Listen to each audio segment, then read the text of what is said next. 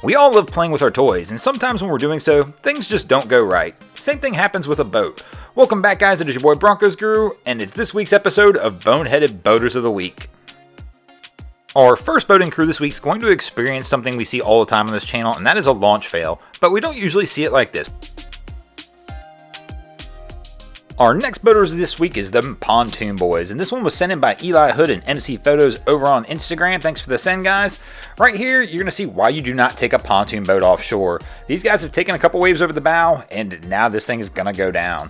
But the one crazy thing with this, if this was my boat, I'd be freaking out a little bit. These guys look like they're having a little bit too much fun, which tells me this is probably a rental pontoon, which makes this even better.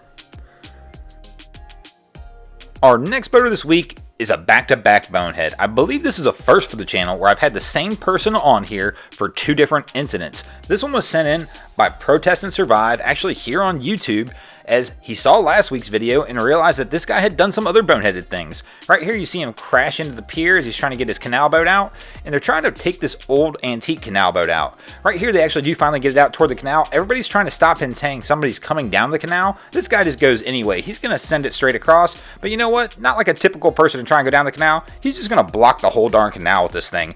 This guy really is a double bonehead.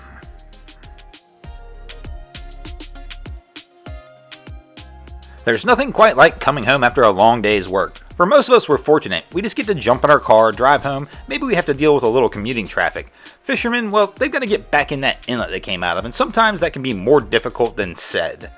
Here you're going to see an example of that as this boat is trying to come back in the inlet, and the current and the waves are going to overtake it and force them to bail out on this attempt. This thing almost flips over right here at the mouth of the channel. They get pretty lucky on this one. They do get out with a great rescue here at the end, but now they got to come back and try and do this one all over again. The funny part is, just about here in a few seconds, my man realizes there's somebody on the end of this jetty filming this whole event, and he actually isn't really thrilled about that. Kind of makes a couple nice little gestures back to the cameraman to show his frustration with being filmed. Our next boater this week is going to experience the Carousel of Boating. This one was sent in by my boy Tommy Kellahar over on Facebook. Thanks for the send, Tommy. And as you can tell here, this is the Carousel of Boating. This typically occurs when somebody's going and forgets to attach the kill switch to themselves. That's why it's there, guys. Attach it to yourself.